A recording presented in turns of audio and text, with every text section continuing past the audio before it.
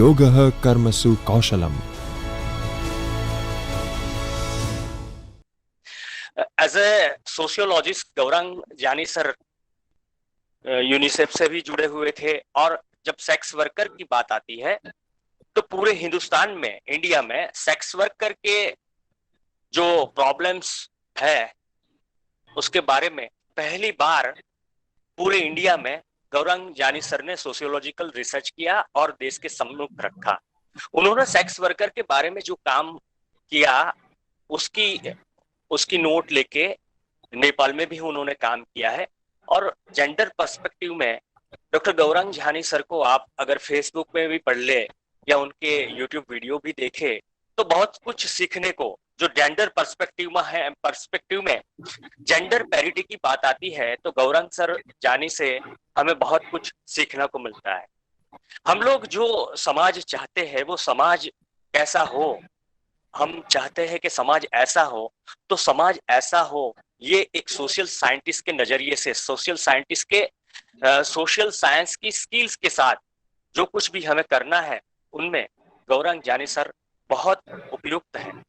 मुझे बहुत खुशी है कि जिनके पास मैं क्लासरूम में भी पढ़ा हूँ, जिनके पास मैं क्लासरूम के बाहर भी पढ़ा हूँ, जिनके साथ रह के मैं आज भी सीख रहा हूँ, वैसे रिसोर्स पर्सन रिसर्च के साथ साथ एक अध्यापक के रूप में रिफ्रेशर कोर्स में रिसोर्स पर्सन के जरिए हमारे सन्मुख हुए हैं।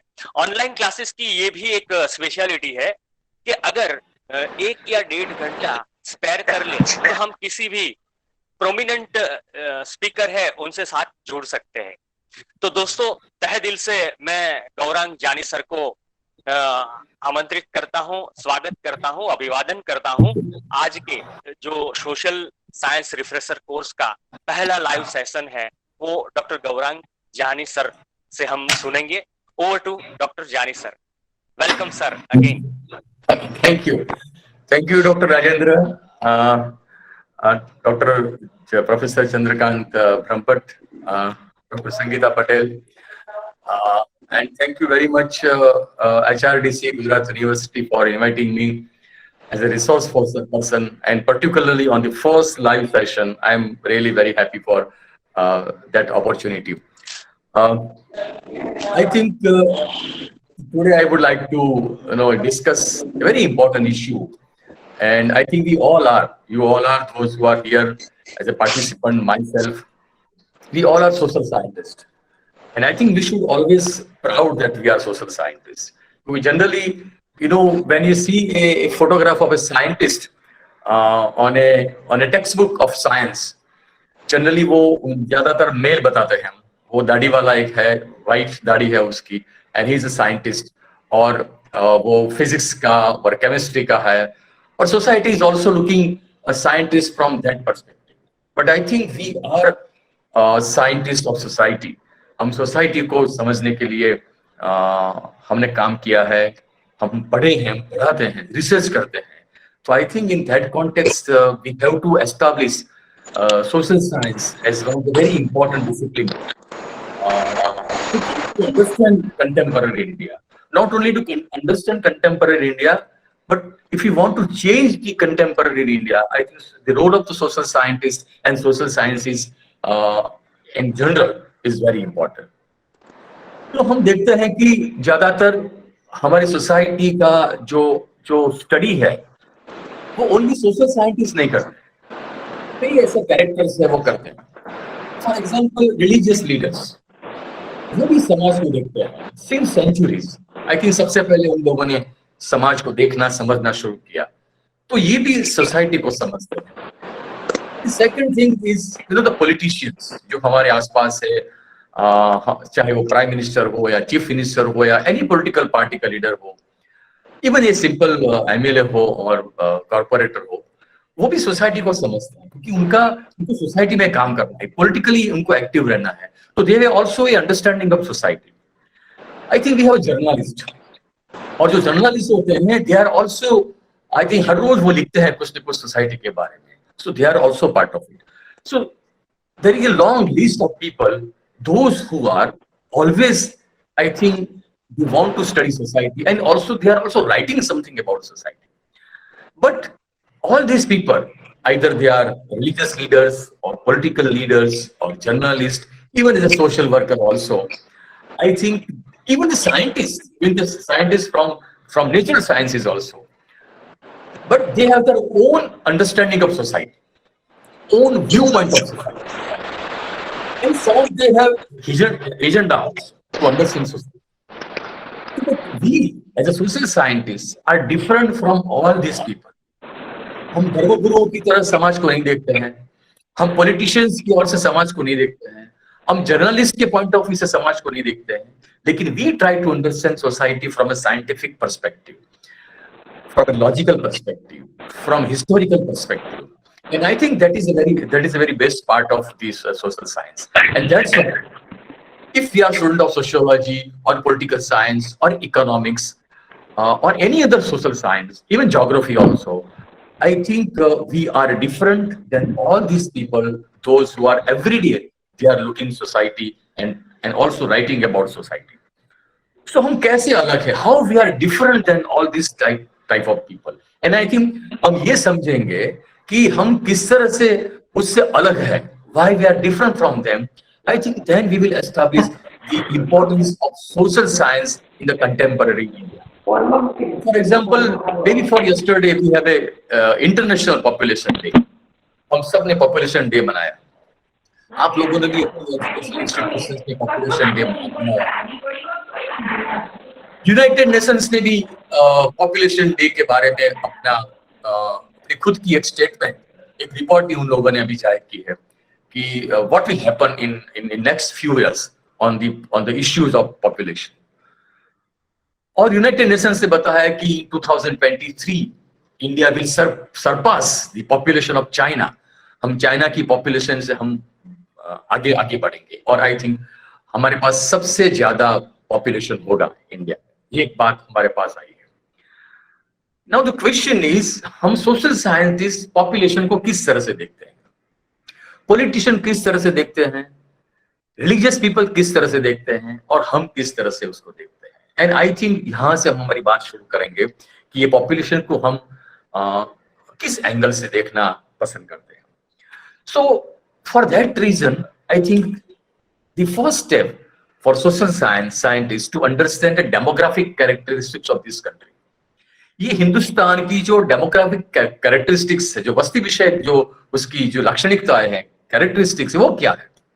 और I think we all know as a social scientist कि हम सेंसस को देखते हैं और सेंसस की इंफॉर्मेशन को हम समझते हैं और उस तरह से इंडिया की डेमोग्राफी को हम देखते हैं.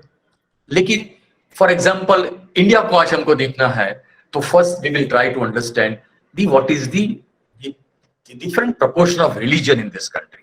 क्योंकि हमारा देश मल्टी रिलीजन वाला है, बहुत सारे धर्म उसके अंदर है और किसी भी सोसाइटी में multiple religion, pluralism is one of the very important characteristics of any society. So इस विश्व वस्ती दिवस के बाद हम भारत की पॉपुलेशन को देखें और from religious point of view हम देखने का प्रयत्न करें तो भारत में 79.8% पीपल जो हिंदू है.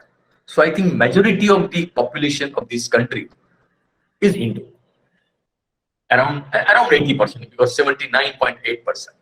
सो द सेकंड जो सबसे बड़ा ग्रुप है रिलीजन का वो है इस्लाम का, मुस्लिम का. They are around 14.2%. और बाकी के जो 6% है they are from different religious minorities. For example, from Christianity, from Jainism, from Parsi religion वाले हैं, Sikh religion वाले हैं.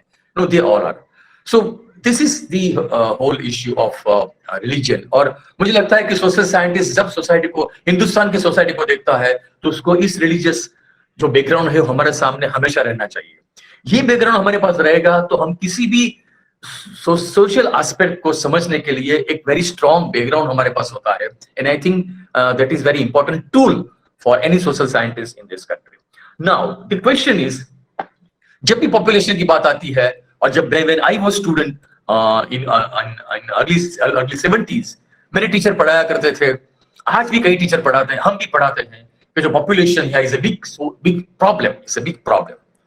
वो हमारे बहुत बड़ी समस्याएं हैं। और इसके लिए हम अलग अलग नाम भी उसको हम देते हैं इसके बारे में।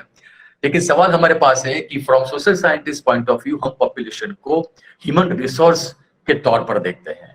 और मैं जो बात करता हूँ प्लेटफॉर्म का नाम है ह्यूमन रिसोर्स डेवलपमेंट। तो पॉपुलेशन को सोशल साइंटिस्ट ह्यूमन रिसोर्स के पॉइंट ऑफ व्यू से देखता है, पॉलिटिशियन उसको अलग रूप से देखते हैं, रिलीजन उसको अलग रूप से देखते हैं, जर्नलिस्ट एक पॉपुलेशन का फिगर आ गया वो डाल देते हैं अखबार में और अपनी बात खत्म। लेकिन हम अलग है, हम देखते हैं कि फाइन ये जो पॉपुलेशन हमारे पास है वो जो ह्यूमन रिसोर्स है तो उसमें क्या है, what is it. For example आप इंडिया का पॉपुलेशन देखो तो आज every second Indian is less than 25 years of age. Bharat का हर दूसरा हर भारतीय 25 साल से कम उम्र का है। तो I think it is very important thing for us as a social scientist.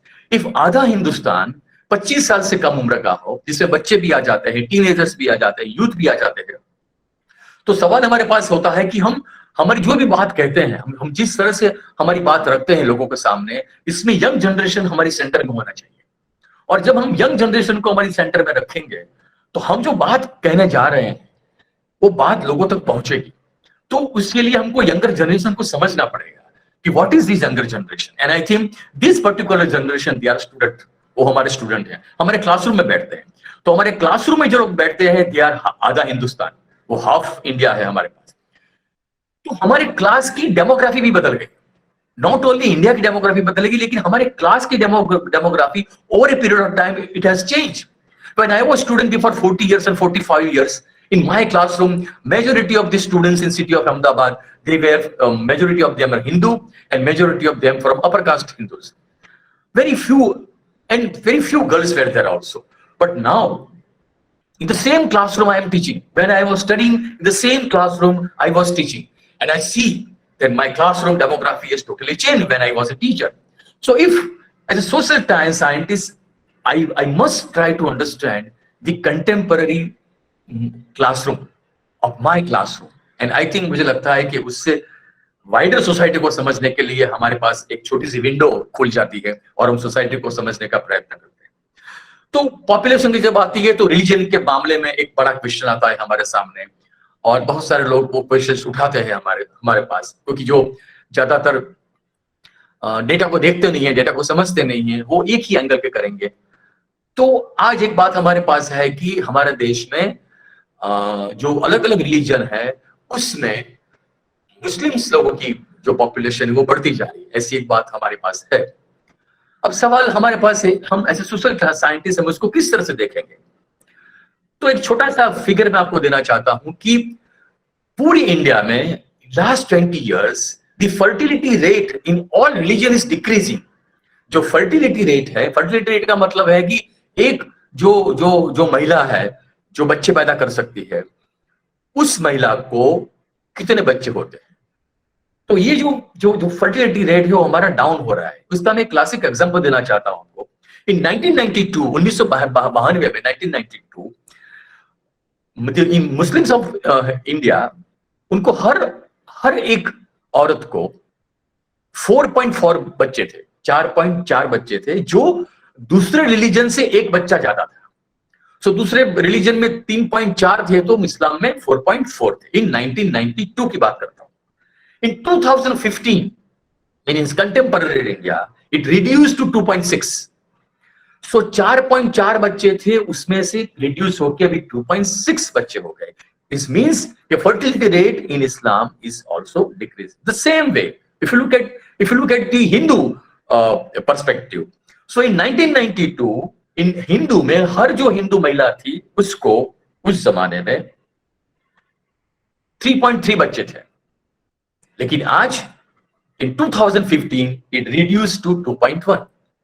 Now I think हम किस तरह से इस बात को रखें सोसाइटी में, कि सवाल यह है कि हम पॉपुलेशन को रिलीजन के साथ हम जो जोड़ते हैं, किसी कास्ट के साथ जोड़ते हैं, किसी कम्युनिटी के साथ जोड़ते हैं, उसके पहले हमको देखना पड़ेगा कि रियलिटी क्या है।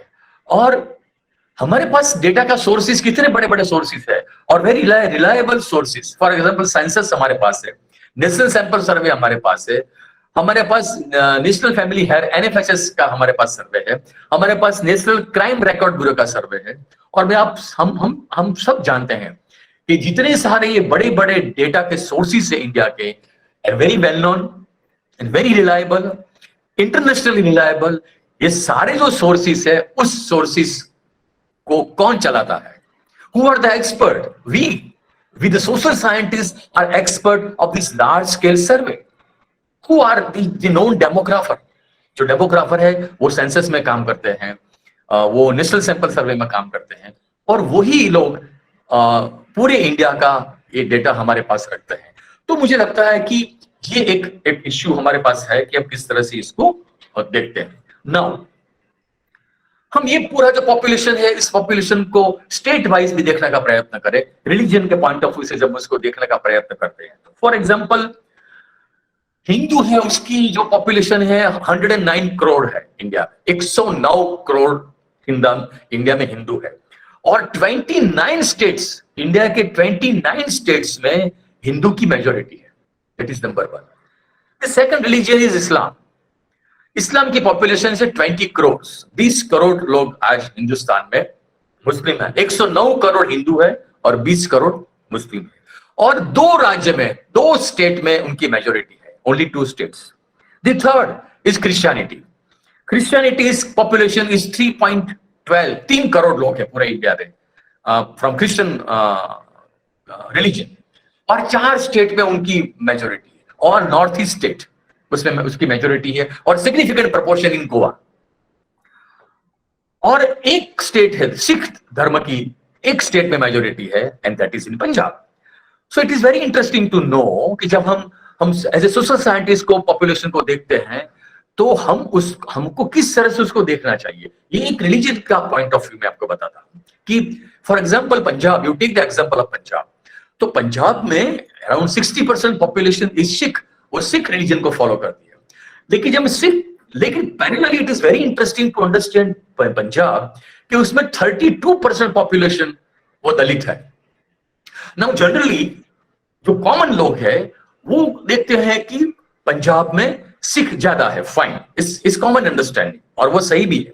लेकिन हमको एक स्टेप आगे जाना पड़ेगा, हमको देखना पड़ेगा कि ये जो सिख रिलीजन जो 60% से ज्यादा पॉपुलेशन है पंजाब में, उसमें from caste point of view what is interesting, और caste point of view interesting यह है कि 32% वो पंजाब में दलित है। और इसलिए जो काशीराम की जो पॉलिटिकल पार्टी जो उन्होंने बनाई, बहुजन समाज, वो बहुजन समाज का ओरिजिन भी वहां से हुआ था।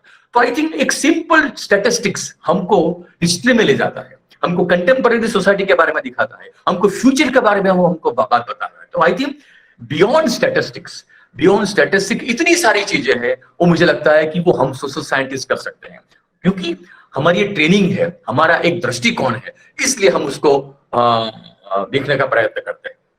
The same thing why north east, हमने नॉर्थ ईस्ट को कई साल तक हमने नॉर्थ ईस्ट हमारे दिमाग में नहीं आता था। जैसे गुजराती में बोलता हूं कि कच्छ, गुजरात में जो कच्छ रीजन है वो इतने कॉर्नर में था, और Kutch if you look eight from geographical, Kutch geographically is bigger than Kerala. Kerala का जो एरिया है उससे कच्छ का एरिया बड़ा है। सो नाउ लेकिन ये कच्छ हमेशा हमारे दिमाग में कॉर्नर में चला गया, क्योंकि कच्छ की लैंग्वेज डायलेक्ट अलग थी, और आज भी कच्ची डायलेक्ट अलग है। तो एक डायलेक्ट जब अलग हो जाती है तो if you are a part of that state then also एक किस्म का एलियनेशन आ जाता है। और एलियनेशन किसका? कच्ची लोगों का नहीं, हमारे जैसे लोगों का, कि जो सोशल साइंस पढ़ाते हैं लेकिन कभी उस लैंग्वेज को नहीं देखते हैं कि because of this particular language one particular place, geographical place is isolated. लेकिन जब 2000 के बाद ये हमारे यहाँ धरतीकंप आया, उसके बाद सडनली पूरे इंडिया में, वर्ल्ड में लोगों का ध्यान कच्छ की ओर चला गया। तो मुझे लगता है कि जो एवरेज पीपल नहीं कर सकते, एवरेज पीपल जो नहीं देख सकते, आई थिंक वो हमारा कर्तव्य है। आई थिंक हम देख सकते हैं क्योंकि हमारी ये नजरें हैं, हम इस तरह से उसको देखने का प्रयत्न करते हैं। The same way of the north east के कई राज्य, आप नागालैंड देख लीजिए, मेघालय देख लीजिए, अरुणाचल प्रदेश देख लीजिए, ये सारे जो स्टेट है वहां क्रिश्चियन मेजोरिटी और बुद्धिस्ट भी है वहां पर। तो हमको जो पढ़ाया जाता है हमारे क्लासरूम में कई कई कई कई दायकों से, कई डिकेड से हम जो पढ़ाया जाता है, उसमें ये सारी जो हम बोलते हैं कि एक सेंटेंस हमको अच्छा आ जाता है, आ गया है कि विविधता में एकता, unity in diversity. Great, university in हमारी unity in diversity is very important, लेकिन ये डाइवर्सिटी है क्या? What is this diversity of this country? And I think that is the beauty of this country. ये पूरे देश की एक ब्यूटी है कि कितनी सारी हमारे पास विविधता है। सो नाउ आप नॉर्थ ईस्ट में देख लीजिए, तो नॉर्थ ईस्ट में कई स्टेट में लिटरेसी केरला के बाद भी आती है। So why literacy is comparatively very important in north east? Because of the old tradition of Christianity, क्योंकि वो जो मिशनरी जो एजुकेशन की सिस्टम थी वो वहां पर आई, लेकिन वहां पर बहुत सारे स्टेट में ट्राइबल है। So now we look at north east, हम ट्राइबल को भूल जाते हैं और हम क्रिश्चियनिटी को भूल जाते हैं। तो हम ये दोनों को जब साथ में लाएंगे कि tribals, those who are following Christianity and they are settle in north east, और इंटरनेशनल बॉर्डर भी है उनके साथ, तो ये मुझे लगता है कि ये ज्योग्राफी, जिसको हम सोशल ज्योग्राफी बोलते हैं, I think that is very important to understand the north east. ऐसे में एक दूसरा एग्जांपल देना चाहता हूं आपको, that is about Kerala. And I think from population point of view, Kerala is a very unique state and I think we should follow. हम गुजराती लोग जब केरला जाते हैं तो वहां इडली सांभर कैसे मिला, खाना कैसे मिला, साउथ इंडियन डिश कैसे मिली, I think we very fond of that thing, और हम उनकी बात भी करते हैं। एंड इट्स गुड थिंग कि हम किसी भी स्टेट की जो उनकी वैरायटीज है, खाने की चीज है, उसको हम याद करें। लेकिन एक सोशल साइंटिस्ट जब केरला की विजिट करता है तो आई थिंक उसकी आंखें, उसके कान, वो कॉमन लोगों से अलग तरीके से उसको देखेगा। And I think that is also beauty of social science. So when you look eight Kerala, this Kerala population, I think 45% of Kerala, I think half of the Kerala belongs to two minority, the Christianity and Islam, and remaining 55% are Hindus. But then also you see this three religion mixture, ये तीन religion का जो पूरा जो mixture है केरला में, उसने social field में, सोशल डेवलपमेंट फील्ड में कमाल दिखाया है। सो हमारे लिए एक एग्जाम्पल है केरला। मैं ऐसा कहना नहीं चाहता हूं कि जहां हिंदुओं की बहुमती है वहां पर एजुकेशन कम है या लिटरेसी, ऐसा कहने का सवाल नहीं है। लेकिन हम जब बोलते हैं कि यूनिटी इन डाइवर्सिटी, प्लुरलिस्ट सोसाइटी का जो इंपॉर्टेंस है, वो हम केरला में हम समझ सकते हैं और हमारे बच्चों को, स्टूडेंट्स को समझा सकते हैं कि इस केरला में 45% population, I think there are 20% Muslims and 25% Christian in Kerala, because the first disciple, जो Christianity के the first disciple 2000 साल पहले वो कोची में आया था। So there is long history of Christianity in Kerala. तो केरला में ये तीन रिलीजन का एक बैलेंस है। Then also, and I think because of that, literacy में Kerala is number 1, sex ratio में केरला is number 1, और अभी भी एक डेटा देख रहा था, उसमें केरला में 80 साल से ज्यादा लोग हैं, those who are cross 80 years, within that community also the sex ratio they are at number 1. So I think हमको ये जो डेटा है हमारे पास, उस डेटा हमको मोटिवेट करता है कि what is best in Kerala and what is bad in Kerala। हम दोनों चीज केरला की देखने का हम प्रयत्न करेंगे, लेकिन social scientist point of view से हम देखेंगे। और इसलिए आप देखो कि बिकॉज ऑफ क्रिश्चियनिटी 100 साल पहले केरला में नर्स की इंस्टीट्यूशन शुरू हो गई, नर्सिंग की इंस्टीट्यूशन शुरू हो गई। आज गुजरात में अभी मैं देख रहा था, there was advertisement of nursing colleges का एडमिशन में, उसमें लिखा था कि there are 86 self finance nursing colleges in Gujarat. This is it. लेकिन if you look at historically, 100 साल पहले केरला में नर्सिंग का एजुकेशन शुरू हो चुका था। सो आज मलयाली नर्सेस जिसको हम बोलते हैं, इट्स वेरी प्रेस्टिजियस, उनको है, पूरी दुनिया में है। वो आप लंदन जाइए, आप न्यूयॉर्क जाइए, आप कनाडा जाइए, आपको मलयाली नर्सेस मिलेंगे। Why this Malayali nurses? क्यों मलयाली नर्सेस ज्यादा है? तो उसको हमको हिस्ट्री में जाना पड़ेगा। And I think any social scientist, उसकी एक नजर इतिहास में होनी चाहिए, एक नजर आगे होनी चाहिए। हमारे पास दो पांव है, एक पग आगे जाता है लेकिन एक पग हमको पीछे देखना पड़ेगा कि why is it so? सो दूसरे जगह पर नर्सिंग का प्रोफेशन क्यों नहीं हुआ? Why it is not there? Because in larger Hindu society, when there was a brahminical जो पॉइंट ऑफ व्यू था जो हिंदू रिलीजन में, उसमें ऐसा था कि ये जो सारा काम है, मेडिकल का काम है, वो मेडिकल का काम वो हम नहीं कर सकते. The so-called upper caste can't do that. So उसमें से एक हमारे पास उसमें से एक किस्म का एक ट्रेडिशनल जो हमारे पास वो एक हिंड्रेंस आ गया था कि हम ये काम नहीं कर सकते. लड़कियां तो काम नहीं कर सकती. इस्लाम में भी ये बोलता है कि लड़कियां इस किस्म का काम नहीं कर सकती है. तो सवाल है कि from religion point of view लोगों की सर्विस करना, मेडिकल पॉइंट ऑफ व्यू से सर्विस करना, वो हमारी कास्ट सिस्टम के साथ जुड़ा हुआ था. और ये कास्ट सिस्टम के साथ जुड़ा हुआ था. I think because of that you look at the history of nursing and why is it so? So now we are following. Now हम देखते हैं कि वेस्टर्न कंट्रीज में और अभी जो प्राइवेटाइजेशन हुआ है हमारे मेडिकल प्रोफेशन का, उसमें नर्सिंग की जॉब मिलती है. तो बहुत सारे across the caste and community now they are part of the nursing profession. लेकिन हम पास में देखेंगे तो पता चलेगा कि why it was so, why it was very important in the society of Kerala. So I think that is also a when we try to understand Kerala from that point of view. It's great. Okay. Now I think another important thing as a social scientist we have to look at is from a gender point of view. I think social scientist जिस तरह से gender को देखता है उस तरह से कोई और नहीं देखता. वो मैं आपको very clearly मैं आपको बताता हूं कि हम जिस तरह से जेंडर को देखते हैं उस तरह से पॉलिटिशियन नहीं देखते, उस तरह से रिलीजियस लोग नहीं देखते, उस तरह से जर्नलिस्ट नहीं देखते. हम देखते हैं क्योंकि we know that gender is very important aspect of any society. Now जब अब इंडिया भारत में जेंडर की पूरी स्थिति को हम समझने का प्रयत्न करते हैं तो एक जमाने में हम बोलते थे कि भाई और बहनों, लेकिन अब हमको बोलना पड़ेगा कि लेडीज, जेंटलमैन एंड अदर्स. एक अदर्स की कैटेगरी भी हमारे पास आएगी. मैं कई बार मैं एक एग्जांपल देता हूं और भी आपको एग्जांपल देना पसंद करूंगा मैं, क्योंकि आजकल इंक्लूसिव सोसाइटी का इंपॉर्टेंस में हर बार हम इंक्लूसिव सोसाइटी की बात करते हैं. एंड आई थिंक ये एक वैल्यू बन गया हमारी सोसाइटी में कि सोसाइटी इंक्लूसिव होनी चाहिए, सर्वसमावेशी समाज होना चाहिए. तो ये सर्वसमावेशी समाज हम एक सिंबॉलिक रूप से कैसे देख सकते हैं?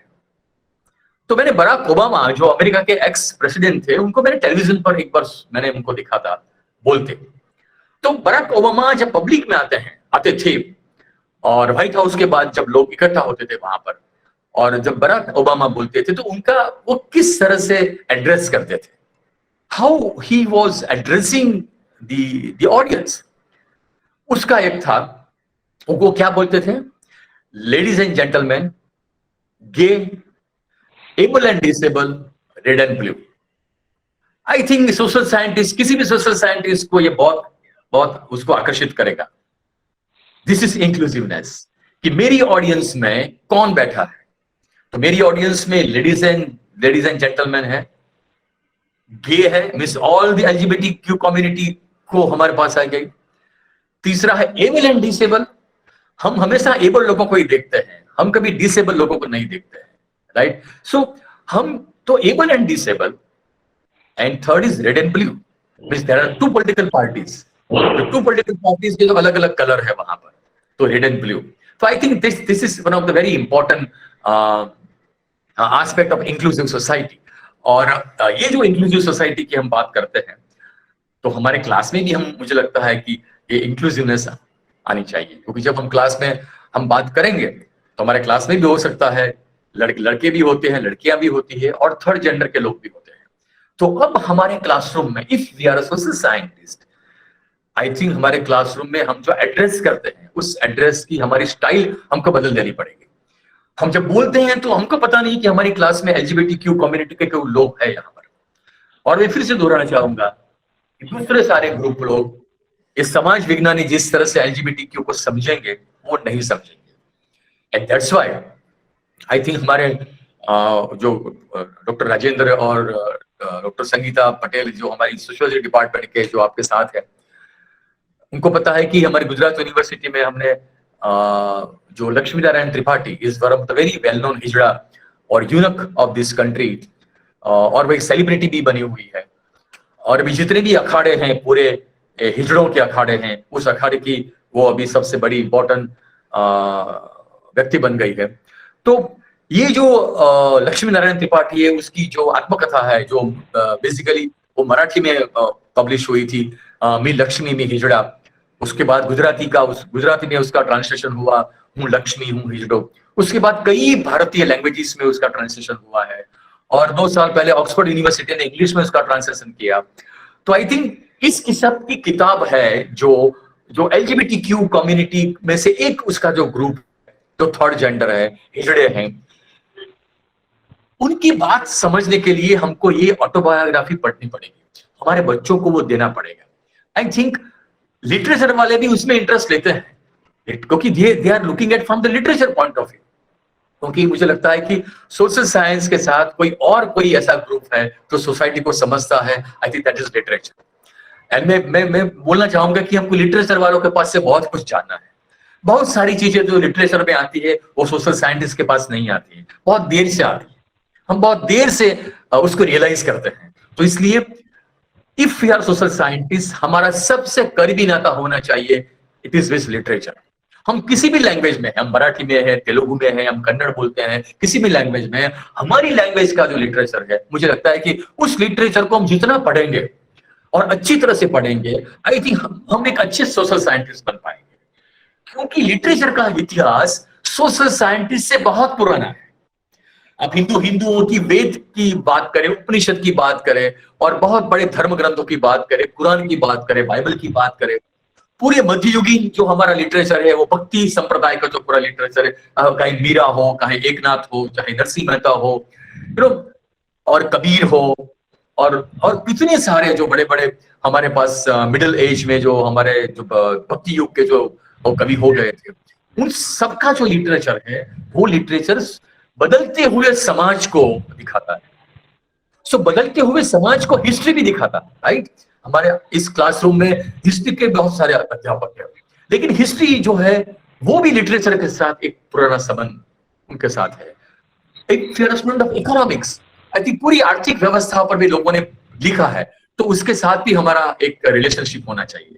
और आई थिंक लिटरेचर के पास से हमको समझना पड़ेगा, और हमारे पास से लिटरेचर को समझना पड़ेगा। तो ये एक इंटरडिसिप्लिनरी जो अप्रोच है, आई थिंक। और इसलिए आप देखिए कि किसी भी कंट्री में जब रिवॉल्यूशन होता है, जब क्रांति होती है, तो क्रांति जब होती है तो लिटरेचर में लिखने से भी शुरुआत होती है। कई सारे ऐसी बुक्स है, उस पर बैन लगाया जाता है पूरे दुनिया में, क्योंकि जो सत्ता में जो लोग बैठे हैं उनको लगता है कि लिटरेचर में जो चीजें आ रही है वो तो एकदम जल्दी लोगों के पास पहुंच जाएगी, लोगों के पास ये सारी चीजें चली जाएंगी।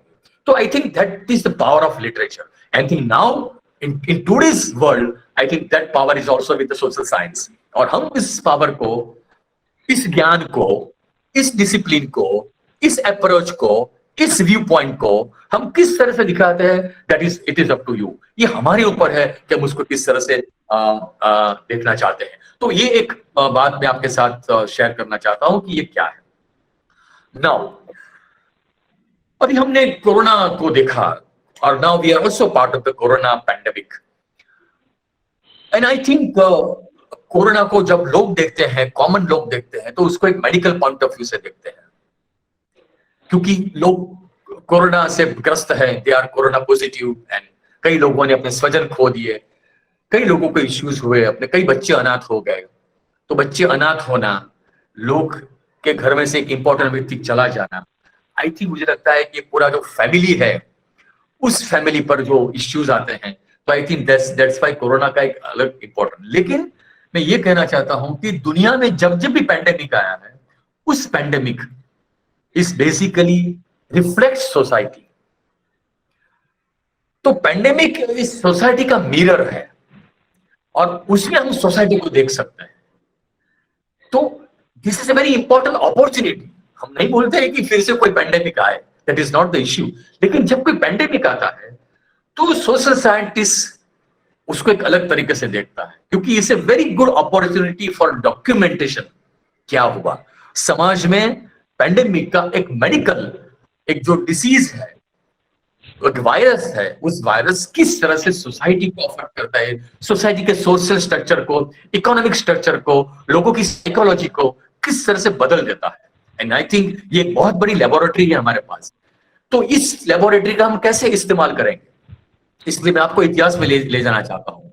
हिस्ट्री में जब प्लेग हुआ था 100 साल पहले, 1896 में जब सबसे पहला प्लेग का केस हमारे आया बंबई में, और जब ये केस हमारे पास 1896 में जो पहला केस आया, और इंटरेस्टिंगली वो केस भी चाइना से आया था, वाया हांगकांग करके वो आया। नो, जो इकोनॉमिक्स के टीचर है और जो हिस्ट्री के टीचर है उनको बहुत बहुत मजा आएगी इस पूरे बात सुनने में कि उस जमाने में ऐसा क्या हुआ कि ये चाइना का जो वायरस है हांगकांग से ट्रैवल करके बंबई तक पहुंचा। व्हाई इट वाज सो कई लोगों ने प्लेग पर अच्छी अच्छी किताबें भी लिखी है।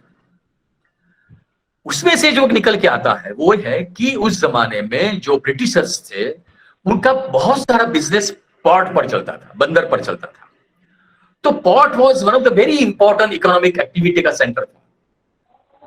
तो जब प्लेग शुरू हुआ तो ब्रिटिशर्स को लगा कि अब ये पोर्ट को बंद कर देंगे। दुनिया में जब प्लेग शुरू हुआ तो उनको लगा कि ये पोर्ट को बंद कर देंगे तो हम धंधा कैसे करेंगे। तो ब्रिटिशर्स उनको एक कॉमर्शियल पॉइंट ऑफ व्यू से देखा और उन लोगों ने ये पोर्ट बंद नहीं किया। ये पोर्ट बंद नहीं किए इसलिए जितने भी अलग अलग कंट्री से लोग हमारे इंडिया में आए बिजनेस के पॉइंट ऑफ व्यू से या ट्रैवलर के पॉइंट ऑफ व्यू से, उसके साथ प्लेग भी ट्रैवल करके हमारे देश में आ गया। So that was also a very economic issue and basically वो पूरी ब्रिटिश लोगों की जो मेंटालिटी थी उसके साथ जुड़ा हुआ है। लेकिन जो लोग हिस्ट्री अभी पढ़ाते हैं, जो मेरे साथ अभी जुड़े हुए हैं, उनको पता होगा और वो बस जानते भी होंगे कि जब प्लेग आया था तब लॉ, कानून और प्लेग किस तरह से एक दूसरे के साथ जुड़े हुए हैं। तो इसलिए मैं आपको एग्जांपल देना चाहता हूं बाल गंगाधर तिलक का। तो बाल गंगाधर तिलक जब बंबई में थे और प्लेग जब वहां पर शुरू हुआ तो बाल गंगाधर तिलक ने अपने न्यूज़पेपर केसरी में उन्होंने लिखना शुरू किया। Number of articles on government के सामने लिखना शुरू किया कि ये जो गवर्नमेंट है वो प्लेग को कंट्रोल नहीं कर पाती है। और ब्रिटिशर्स का एक ही कहना था कि इंडिया में प्लेग इसलिए आया कि भारत के लोग बहुत गंदे हैं, they are very dirty people, और ये डर्टी है इसलिए प्लेग हिंदुस्तान में आया। That was the basically a British argument थी। और किसी भी एस्टैब्लिश गवर्नमेंट की एक आर्गुमेंट होती है जब किसी भी ऐसी बड़ी जो कुदरती और मैन मेड और नेचर मेड जो कैलिमिटी आती है तो those who are in power they have a typical understanding, but we as a social scientist हमको इसमें देखना पड़ेगा कि क्या हुआ। सो उस जमाने में बाल गंगाधर ने जो लिखा, उसके बाद पूना का जो प्लेग कमिश्नर था, उस प्लेग कमिश्नर ने एक महाराष्ट्रियन यूथ दोनों ने मिलकर, जो ब्रदर्स थे, जो भाई थे, उन्होंने उसका मर्डर कर दिया, उसको मार दिया। So plague commissioner of Pune, he was murdered by Indian, by natives. तो ब्रिटिशर्स ने उसका आरोप लगाया किस पर? बाल गंगाधर तिलक पर। उन्होंने बोला कि बाल गंगाधर तिलक ने ऐसे ऐसे आर्टिकल लिखे लोगों को उकसाने के लिए, इसलिए ये दो जो यंग लोग थे उन लोगों ने उसका मर्डर कर दिया। Now you see how plague and politics and law, और उस पर प्लेग का जो ब्रिटिश गवर्नमेंट ने जो लॉ बनाया था वही लॉ आज कोरोना में भारत सरकार ने उसमें थोड़े बदलाव करके वो पैंडेमिक एक्ट वही बना था। और वही पैंडेमिक एक्ट में समय समय पर उसमें अलग अलग रिजोल्यूशन हुए, अलग अलग शोध हुए उसमें, और आज वो उसमें बना हुआ है। तो आई थिंक ये जो प्लेग जब हमारे पास हुआ तो आपके कई जो फोर फादर्स थे, आपके ग्रैंड पेरेंट्स, उनको पूछ लेना कि आपके घर में, आपकी कास्ट में, आपकी फैमिली में ऐसे कई लोग जो प्लेग में मर चुके थे। आप कई बड़े लोगों की कहानी सुनेंगे, ऑटोबायोग्राफी पढ़ेंगे, आप आत्मकथा कई लोगों की पढ़ेंगे, तो उस आत्मकथा में भी आएगा कि माय ग्रैंड मदर और grandfather died because of plague के कारण उनका अवसान हुआ। तो ये एक पूरी जो एक कहानी है, पूरा जो हिस्ट्री है। आप जानते हैं कि जब प्लेग हुआ तो इंडिया में 2.25 करोड़ लोगों का मौत हुआ, 2.25 करोड़ लोग मर गए थे प्लेग में, हिंदुस्तान में, सिर्फ हिंदुस्तान में। अब सवाल है कि उस जमाने में हमारे पास कोई डॉक्यूमेंटेशन का इतना अच्छा नहीं था, ओनली न्यूज़पेपर में थे। लेकिन आज कोरोना में हमारे पास डॉक्यूमेंटेशन का आई थी the sky is the limit. जो इंटरनेट से होके न्यूज़पेपर से लेके इतनी सारी चीजें हमारे पास है। तो आज कोविड-19 को जिस तरह से हमने डॉक्यूमेंट किया है as a common man, as a social scientist, as a government people, as a medical जो लोग हैं, उन लोगों ने जिस तरह से उसको उसको उसका दस्तावेजीकरण किया है, आई थिंक वो फ्यूचर जनरेशन में काम लगेगा। आज तो काम लगेगा, लेकिन जब फ्यूचर में मैं होप करता हूं कि कभी ऐसा पैंडेमिक ना आए हमारे पूरे विश्व के अंदर, लेकिन फ्यूचर में ऐसा कोई पैंडेमिक आए तो what lessons we learn from this pandemic. इस पैंडेमिक में से हम सोसाइटी के पॉइंट ऑफ व्यू से हम क्या लेसन्स लर्न कर पाए। तो आई थिंक मैं जितने भी स्टूडेंट्स हमारे पास, जितने भी टीचर्स मेरे पास यहाँ पर बैठे, मैं सबको रिक्वेस्ट करता हूँ कि हमारी ये जो न्यू एकेडमिक ईयर है, उस न्यू एकेडमिक ईयर में आप ये this pandemic from your subject, for example COVID-19 from economics point of view, COVID-19 from geographical point of view, COVID-19 from historical point of view, COVID-19 from sociological point of view. I think उस point of view से हमारे बच्चों के साथ बात करनी पड़ेगी। इसलिए कि ये इतना अच्छा मौका है क्योंकि जो टीचर पढ़ाता है उसने भी पेंडेमिक को एक्सपीरियंस किया है, जो हमारे क्लासरूम में पढ़ते हैं बच्चे वो और उनके फैमिली, उन्होंने भी उसका एक्सपीरियंस किया है। तो आई थिंक हम पेंडेमिक में किस तरह से फ्यूचर में कुछ काम कर पाए, किस तरह से जो साइकोलॉजिकल इश्यूज, कितने बड़े साइकोलॉजिकल इश्यूज हमारे पास आए। तो आई थिंक ये पेंडेमिक ने बहुत सारे जो साइकोलॉजिस्ट है इंडिया के और जो साइकोलॉजी पढ़ाते हैं उनके पास एक बहुत बड़ा चैलेंज आता है कि किस तरह से ये जो पेंडेमिक के जो इन्फ्लुएंस वाले जो लोग हैं किस तरह से उन पर असर हुआ है, किस तरह से उनकी सोच बदली है, एक डर है उनके मन में, एक किस्म का एक कॉम्प्लेक्सिस हमारे दिमाग में खड़े हुए हैं। तो ये सारा क्या है? तो मुझे लगता है कि pandemic is also a very important laboratory for multi disciplinary approach. और मुझे लगता है कि इस तरह से हमको इसके बारे में देखना पड़ेगा, इसके बारे में हमको समझना पड़ेगा। और इट इज वेरी रिसेंट, और अभी तो कोरोना गया नहीं है, corona is still there in India and in world also. तो I think why we should not include.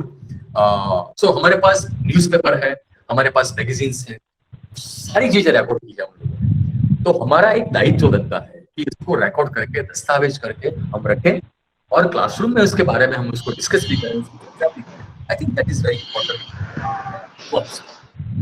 सो इस पैंडेमिक ने हमको ये भी दिखाया, इस पैंडेमिक ने हमको ये भी बताया कि व्हाट इज इंडिया, भारत है क्या, भारत है क्या, वो इस पैंडेमिक ने हमको दिखाया। हाउ वी ऑल नो, लेकिन मैं आपको बताना चाहता हूं कि एक पूरी इंडिया की ज्योग्राफी हमारे सामने आ गई, क्योंकि अब हर रोज देखते थे टेलीविजन पर न्यूज में कि केरला में ये हुआ, उत्तर प्रदेश में ये हुआ, यहाँ पर ये हुआ, यहाँ पर ये हुआ। तो इसने एक मौका दिया है हमको पूरे देश को समझने के लिए कि अलग अलग स्टेट में लोगों ने किस तरह से पैंडेमिक का सामना किया, सरकार ने किस तरह से सामना किया, सोशल वर्कर ने किस तरह से सामना किया और हमने खुद ने किस तरह से सामना किया। तो एक इंडिया की हमारे पास एक समझ आ गई। दूसरा, एक बहुत बड़ा पॉपुलेशन इंडिया की, जो आज का जो हमारा डेवलपमेंट मॉडल है, जो जिसको हम विकास बोलते हैं, उस विकास करने में जितना बहुत बड़ा योगदान है, वो योगदान हमारे पास है हमारे वर्कर्स का, हमारे माइग्रेंट वर्कर्स का। तो माइग्रेंट वर्कर्स को हमने कभी इस तरह से सीरियसली लिया नहीं, और इसलिए सीरियसली नहीं लिया कि जब कोरोना आया तो इवन गवर्नमेंट को बोलना पड़ा कि भी हमारे पास इतना कुछ कॉन्क्रीट डेटा नहीं है कि कितने माइग्रेंट लोग इंडिया में हैं, इतने विमेन, मेल फीमेल अदर जो लोग हैं वो कितने हैं, वो हमारे पास था ही नहीं। अभी भारत सरकार ने एक पोर्टल शुरू किया है। आई think it is very interesting approach towards for understanding the migrant population of this country. और गवर्नमेंट ऑफ इंडिया ने जो एक पोर्टल शुरू किया है, उसमें कोई भी जो माइग्रेंट है वो अपना डेटा उसमें डाल सकता है, और उससे अभी पता चला है कि अलग अलग राज्य में कितने माइग्रेंट है। फॉर एग्जांपल गुजरात में कितने माइग्रेंट बिहार से आते हैं, कितने उत्तर प्रदेश से आए हैं, कितने तमिलनाडु से आए हैं। तो आई थिंक ये एक जो पूरी जो बात थी वो हम माइग्रेंट पॉपुलेशन के बारे में हमने देखा, क्योंकि सबसे ज्यादा प्रॉब्लम माइग्रेंट पॉपुलेशन हुआ क्योंकि उनको अपने वतन जाना पड़ेगा, अपने घर, अपना काम छोड़कर अपने वतन को जाना पड़ा। और कितने सारे इंस्टेंसेस थे हमारे पास जो हम रोड टीवी में देखते थे। इसके और और मैं आपने सबने जाना होगा कि ज्योति नाम की लड़की का जो एग्जाम्पल था, जो सी वॉज वर्किंग इन दिल्ली के पास वो काम कर रही थी, नोएडा में, आई थिंक इन इन इन गुरुग्राम। और फ्रॉम गुरुग्राम उस लड़की अपने इंजर्ड बाप को साइकिल पर लेके गई दरभंगा, बिहार में। I think it's a very pre long route of 1200 kilometres. वो 1200 किलोमीटर तक वो लड़की गई साइकिल पर अपने बीमार बाप को लेके। सी वाज ए मेड, वो मेड सर्वेंट थी, और वहां पर 14 साल की एक लड़की, उसका नाम ज्योति था। तो वो अपने साइकिल पर लेके गई। कई लोगों ने उसके न्यूज़पेपर, लेकिन very interesting from societal point of view, मुझे लगता है कि क्यों किसी ने रोका नहीं उसको कि तुम बेटी मत जाओ, हम आपको ट्रक में छोड़ देंगे, हम आपको साइकिल, हम आपको ट्रेन में छोड़ देंगे, किसी ने रोका नहीं। And she has to travel 1200 kilometre from Gurugram to Darbhanga in Bihar. और उसके बाद आपने देखा कि एटलस कंपनी ने बोला कि आप हमारा एम्बेसडर बन जाओ। You know, so how market enters, market कैसे एंटर करता है जब एक लड़की, 14 साल की लड़की एक सेलिब्रिटी बन जाती है और मार्केट उसको सेलिब्रिटी बना देता है। लेकिन उस लड़की ने बोला कि मुझे नहीं आपका एम्बेसडर बनना है, आई वांट टू स्टडी, मुझे पढ़ना है। एंड आई थिंक ये एक सिंबॉलिक जो पूरी चीज थी, मैं इसलिए आपको बताता हूं कि एक छोटा सा एग्जांपल है। इतने सारे एग्जांपल है, उस पर हम कुछ लिख सकते हैं, उस पर हम पोएट्री लिख सकते हैं, उस पर हम रिसर्च कर सकते हैं इस सारे के बारे में। तो I think covid social sciences के लिए एक बहुत बड़ा रिसर्च का एक मुद्दा है, जो हमारे स्टूडेंट्स को साथ हम पीएचडी किसी को करना है, किसी को इंडिपेंडेंट प्रोजेक्ट लेना है, तो आई थिंक हमको कहीं दूर जाने की जरूरत नहीं है। हम जिस स्टेट में हैं, हम जहां पर भी रहते हैं, वहां के आसपास की सारी चीज को हम लेके आएंगे, लोगों के इश्यूज हम सामने लेके आएंगे। तो मुझे लगता है कि is also a very important documentation from that point of view. तो हमने ये भी देखा कि इस पूरे पैंडेमिक में हम जब ऐसा हुआ था कि भी लॉकडाउन अनाउंसमेंट किया प्रधानमंत्री माननीय श्री मोदी जी ने, तो उन्होंने जब ये लॉकडाउन जो अनाउंसमेंट किया, उसके बाद सबको लगा कि हम चलो 2 गज की दूरियां बनाना है, लेकिन घर में रहना है, हमारे घर में रहना है। तो लोगों को लगा कि अच्छा है।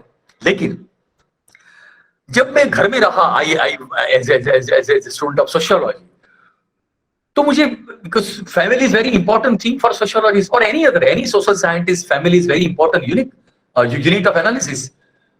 तो मैंने देखा कि मेरे घर में 3 लोग हैं और मेरे घर में 3 रूम है, तो मैं आराम से देह की दूरियां बना सकता हूं, राइट। लेकिन जिनके पास घर नहीं है, छोटे घर है, वो कैसे देह से दूरियां बनाएंगे? विद इन घर में भी आपको कुछ तो करना पड़ेगा। बाहर से लाते हैं तो आपको बाहर जाते हैं, वापिस घर में आते हैं। तो then I look at the data, तो मैंने सेंसस निकाला और सेंसस में मैंने डेटा देखा, तो मुझे शॉक नहीं लगना चाहिए, लेकिन हम कई चीजें नहीं देखते हैं जो कोरोना ने हमको बताया कि ये आपको देखना पड़ेगा, you should look at from this point of view. और पेंडेमिक ने हमको तो बताया, हमारे कान पकड़े कि आप देखो भैया, अभी आपको देखना पड़ेगा। तो मैंने देखा उस डेटा को, तो उसमें था कि इंडिया में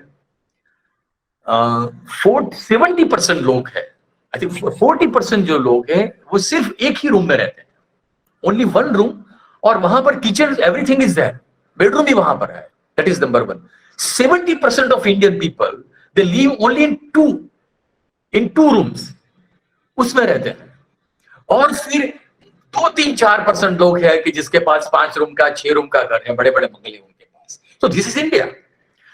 लेकिन जब ये देश हित की बात आई, तो मुझे लगता है कि एक छत के नीचे और स्लम्स में, आपने देखा कि बंबई के स्लम्स की बहुत सारी कहानियां, फैक्ट हमारे सामने आ गई, और उस फैक्ट में आई कि किस तरह से महाराष्ट्र में मुंबई का जो स्लम है, उसने कैसे पूरे पैंडेमिक का सामना किया, राइट।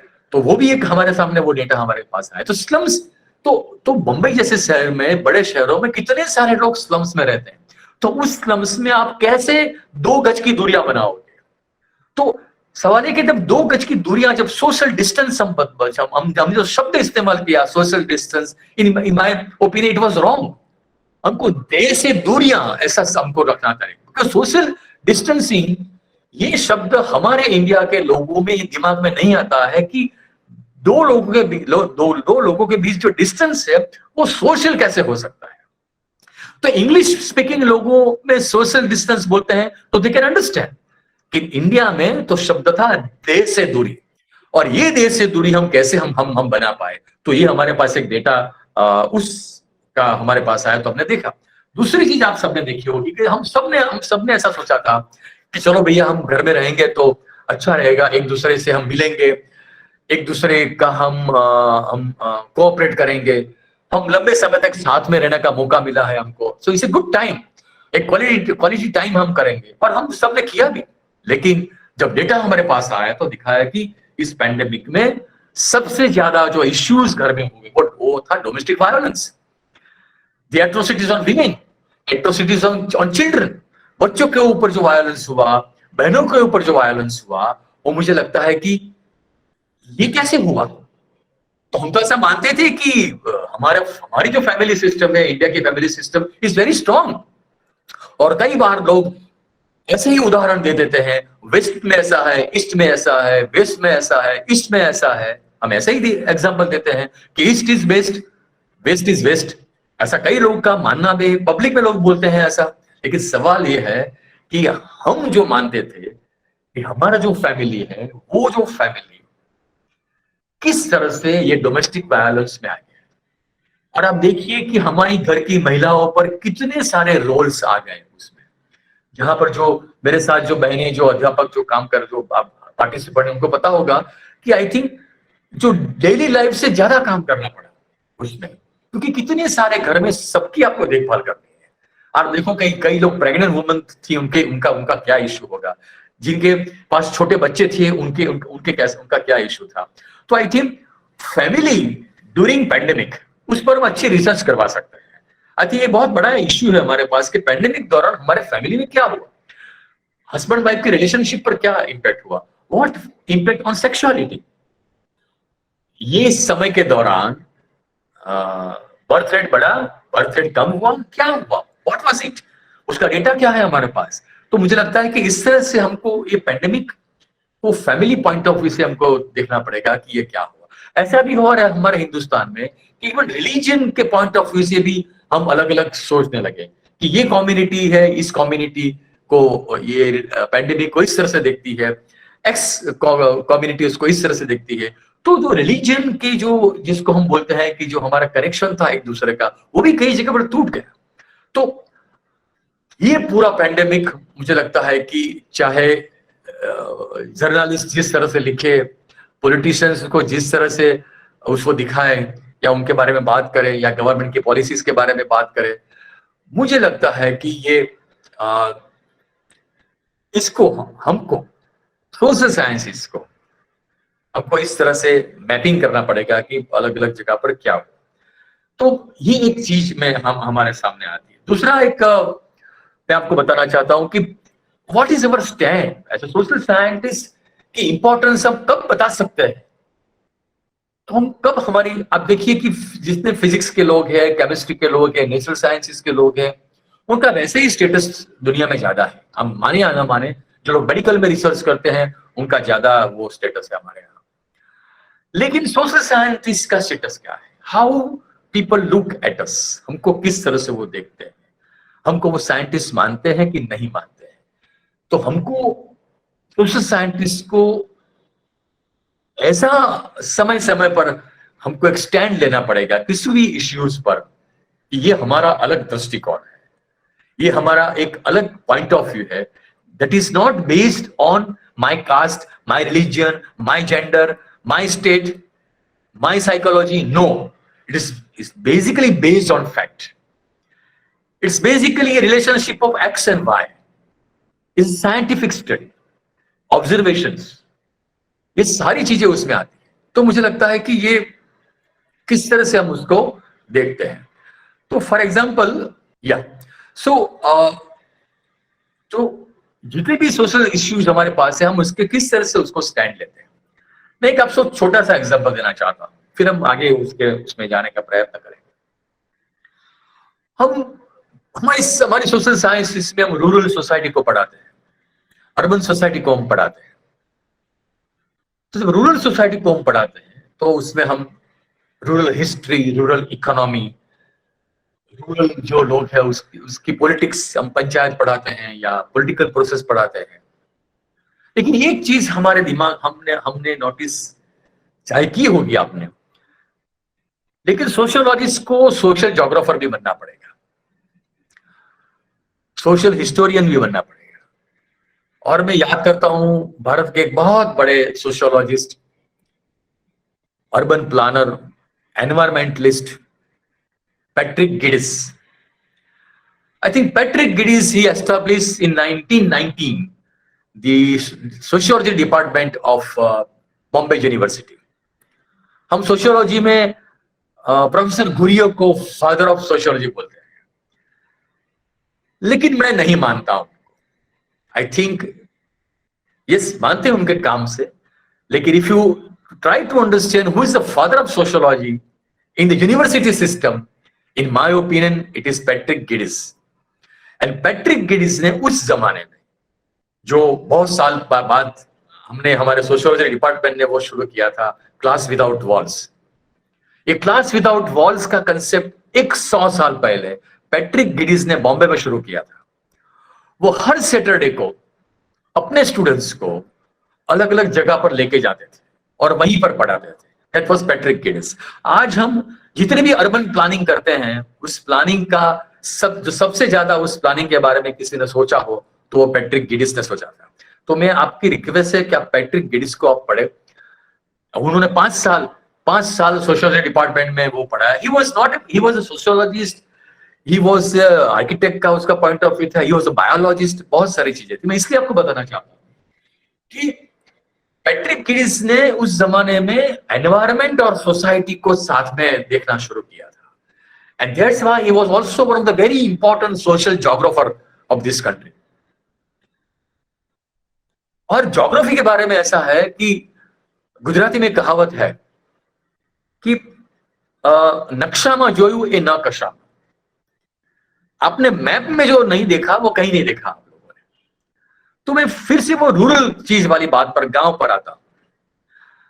हम कई बार हमारे हिस्ट्री को देखते हैं कि वेरी ग्लोरियस हिस्ट्री है हमारी देश की, बहुत ग्लोरियस है।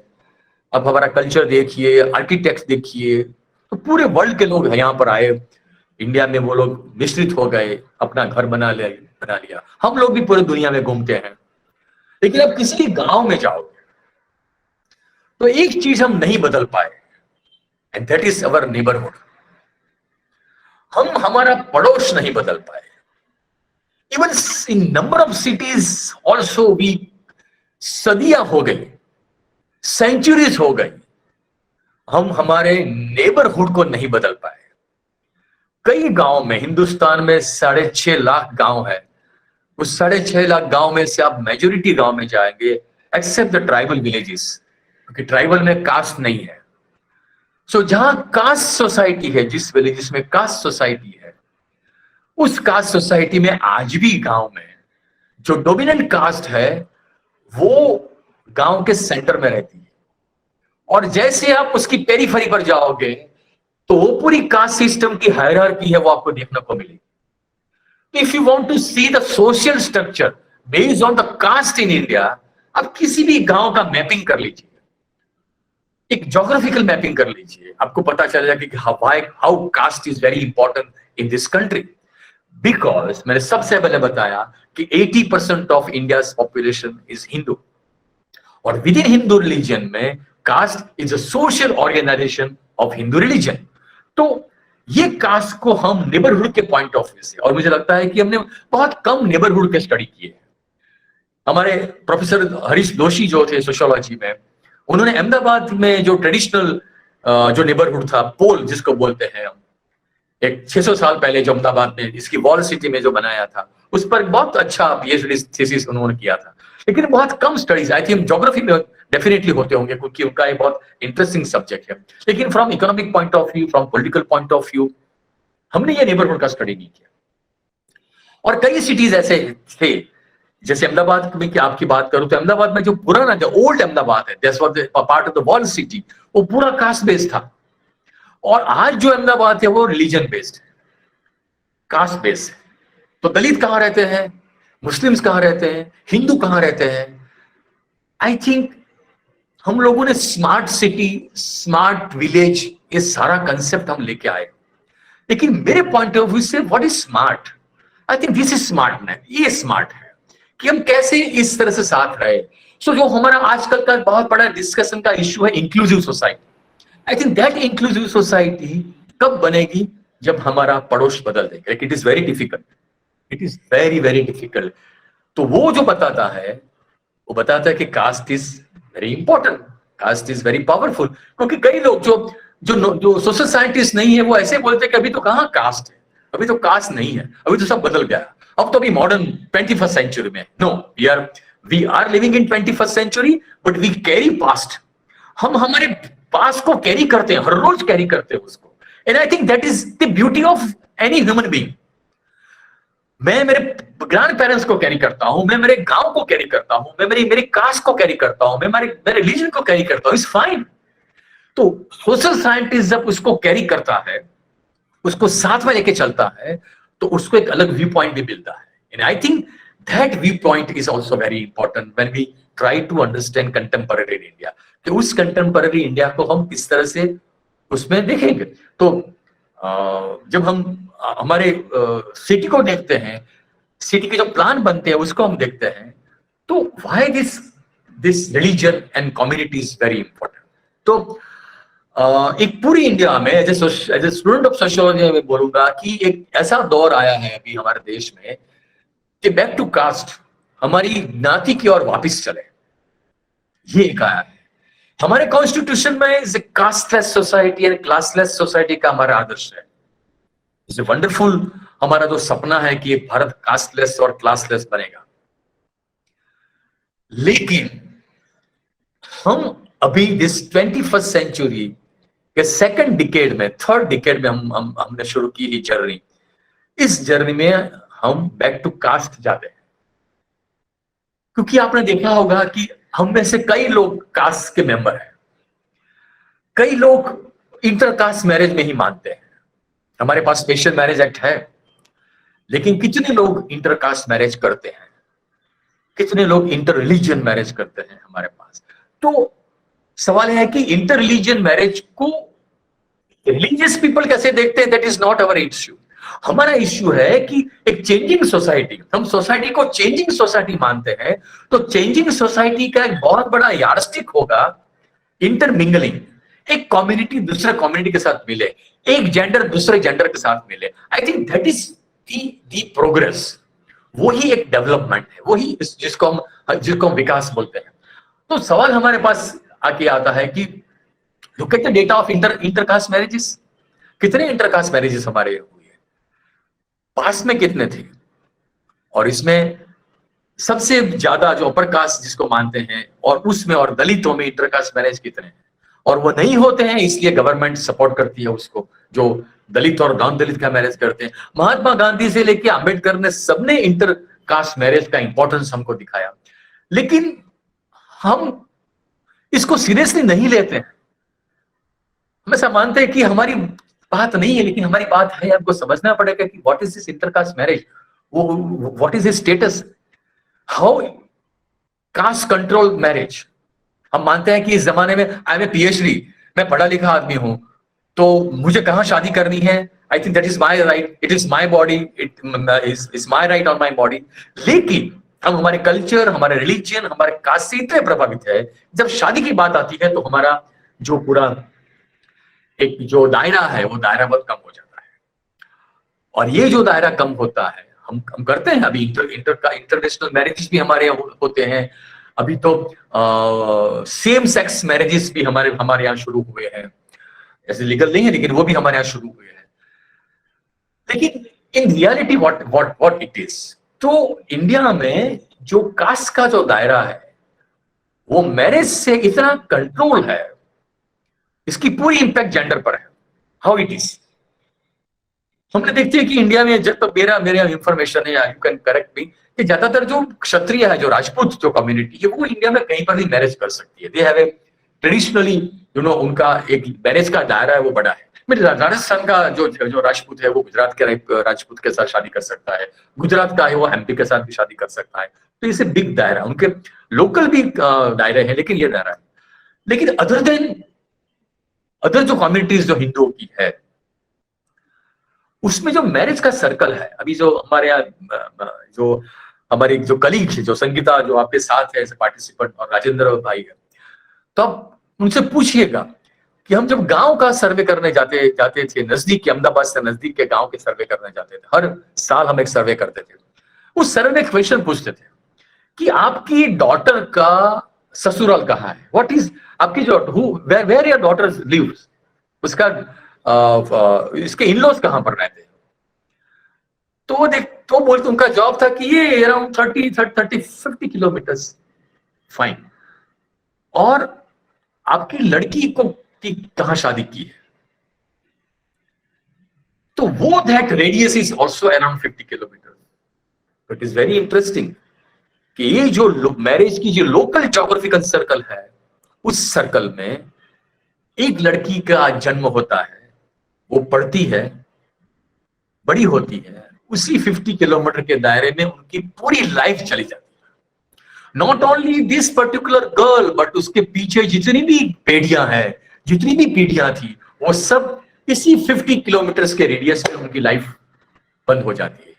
सो जिसको हम इकोनॉमिक मोबिलिटी बोलते हैं, जिसको हम सोशल मोबिलिटी बोलते हैं, जिसको हम ज्योग्राफिकल मोबिलिटी बोलते हैं, वो मैरिज के लॉ से हो जाती है।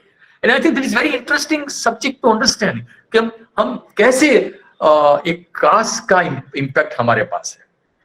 इतने सारी कम्युनिटी के organisations, they are very powerful. वो शादियां करवाते हैं कास्ट की कम्युनिटी, उनकी वेबसाइट्स है, उनके व्हाट्सएप ग्रुप है, उनकी डायरेक्टरीज भी है। एंड आई थिंक ये सारा जो डेटा है, वो डेटा मैं तो as a student of sociology एक रिसर्च के पॉइंट ऑफ व्यू से देखता हूँ, और दूसरी तरफ देखता हूं कि how caste is becoming very very powerful in this country, किस तरह से होता है। सो अब किसी भी पॉलिटिकल पार्टी को देख लीजिए, पॉलिटिकल पार्टी बोलती है कि हम तो इंडियन कॉन्स्टिट्यूशन को मानते हैं और हम सब कास्ट रिलीजन को एक मानते हैं। लेकिन you look at any political party in India, सब पॉलिटिकल पार्टी में कास्ट के ग्रुप होंगे, उसका एक अलग ग्रुप होगा। सो आई थिंक इंडिया में कोई भी आदमी पॉलिटिक्स करना चाहता है, चाहे किसी भी पॉलिटिकल पार्टी का, I think the caste is the reality. और उस रियलिटी में हिस्टोरिकली किस कास्ट को कितना फायदा हुआ, I think that the entry of the political reservation. So political reservation, why political reservation emphasized by Baba Saheb Ambedkar, why? Because this caste system is so powerful in India, and plus caste system and patriarchy also. If you want to understand Indian society, we must try to understand caste system. और caste system में there is a triangle.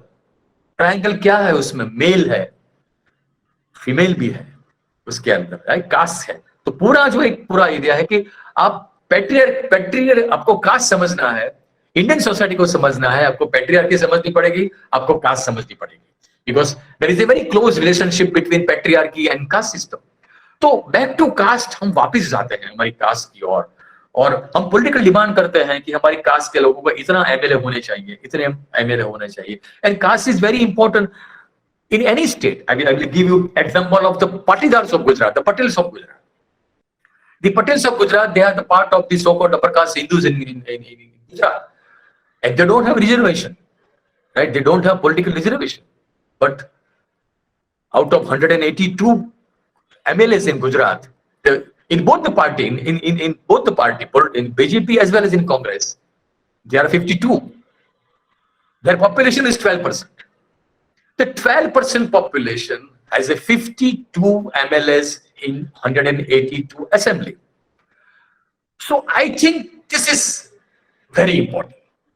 How we look at, और political और economic बहुत बड़े उसके impact होती है, even psychological impact भी होती है कि किस तरह से communities is important. So now in Gujarat, the tribal, they are 15%. They have 15% reservation. So they have 15% seats. The Dalits, they have a 7.5% population, so having that much seats in assembly. So, in this contemporary democratic society also, I think caste is playing a very important role. So I think in that context, as a social scientist, we have to look at caste from a other perspective. दूसरे लोगों को जिस तरह से उसको देखना है उसका करें, लेकिन how we look at caste, वो हमारे रीजन में किस तरह से काम करती है, उसका हिस्ट्री क्या है. सो मैं आपको एक और एग्जांपल देना चाहता हूं.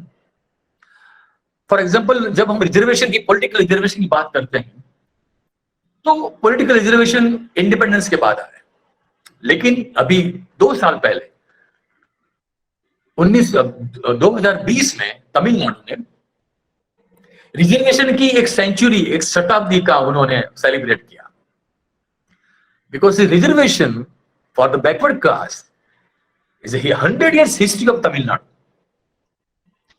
And you look at the history of Tamil Nadu and the current political situation in Tamil Nadu. So in past there was an anti-Brahmin movement, and a very strong anti-Brahmin movement created a very strong base of OBCs, the other backward classes, the backwards in Tamil Nadu. And from this particular group of people, they have a two very important political party. First, the DMK, Dravid Munnetra Kazhagam, and AIDMK, All India Dravid Munnetra Kazhagam. So DMK and AIDMK, these two political party is very strong, and no other national party is. They are trying to enter in that. Why? Because it's very strong social and economic history of other backward classes in Tamil Nadu. So I think India is such a wonderful country that as a social scientist, I think हमारी life बहुत कम पड़ती है. हमारी life बहुत कम है इस देश को समझने के लिए, और इस देश को अलग अलग रूप से समझना. आई थिंक वो ऐसा है कि जैसे हम कोई पोएट्री लिख रहे हैं. अब किसी कवि को बोलना, किस कवि को बताना आप कि आपको पोएट्री लिखने में क्या मजा आता है. आई थिंक सेम जो मजा है वो सोशल साइंटिस्ट को आता है हमारी सोसाइटी को समझने के लिए. आपने देखा हमारे पास सदियों का इतिहास है, आज भी हमको लगता है कि हमने ये इतिहास नहीं देखा, हमने ये नहीं समझा, हमको ये नहीं पता है. एंड आई थिंक ये हमारे पास जो रिसोर्सेज है, डेटा के जो रिसोर्सेज है, now is so India based. तो उस रिसोर्सेज को हमको इसका इस्तेमाल करना पड़ेगा कि how we look at this particular thing. So I think जो आजकल व्हाट्सएप यूनिवर्सिटी है, और व्हाट्सएप यूनिवर्सिटी से हटके हमको जो हमारी जो ऑलरेडी मेन स्ट्रीम यूनिवर्सिटीज है, उस यूनिवर्सिटी को हमको सोशल साइंस स्ट्रॉन्ग करना पड़ेगा. और अदर जो नेशनल साइंसेस है उनको भी हमारे साथ लाइए. I think the physics is also related to society, the chemistry is also related, environment is related to society, space is also related to society. तो एक यूनिवर्सिटी के कैंपस में I think we should interact with the science people कि देखो आप हमको बाजू पर रख के सोसाइटी को मत समझो. आज हम पूरे ग्लोबल वार्मिंग की बात करते हैं. इस ग्लोबल वार्मिंग की इफेक्ट कहाँ होती है? लोगों पर होती है, कम्युनिटी पर होती है, कास्ट पर होती है, ट्राइबल पर होती है. तो ये सारी चीजें इतनी इंटरलिंक्ड है, एंड आई थिंक ये इंटरलिंक को समझना वो सोशल साइंटिस्ट की बहुत मजा है. Thank you so much sir. अरे thank you. Not only sociology but social science के यहाँ सभी पार्टिसिपेंट हैं, तो आपने सभी पहलुओं को बहुत ही अच्छी तरह से कम टाइम में हमें समझाया है. और काफी सारे रिसर्च के एरिया सर आपने जो स्टूडेंट के साथ भी हम कर सकते हैं उनका भी एक्सप्लोरेशन आपने बताया है सर. और आपके सेशन में ऐसे घंटा कब पूरा हो जाता है और अभी हम सुनते ही जाए, और आपके बहुत ही सारे एक्सप्लोर जो एरिया किए हुए हैं, लेकिन हमारे पास थोड़ा टाइम बाउंड भी रहता है. और जो कमेंट्स सभी पार्टिसिपेंट्स की आ रही है उसमें भी हम देख सकते हैं कि काफी सारा इंटरेस्टिंग रहा है. एज अ पार्टिसिपेंट सर, मैं तो आपकी विद्यार्थी नहीं रही हूँ. You are my colleague. Yes sir. तो काफी कुछ सीखा है मास्टर से ही, लेकिन फिर भी जो एक सोशल साइंटिस्ट की जो नजर होती है आपने बोला कि वो पोएट जो देखता है सोसाइटी को, तो वो नजर जो है वो आप में बहुत ही सर है और वो हम सीख रहे हैं आपसे। तो thank you so much sir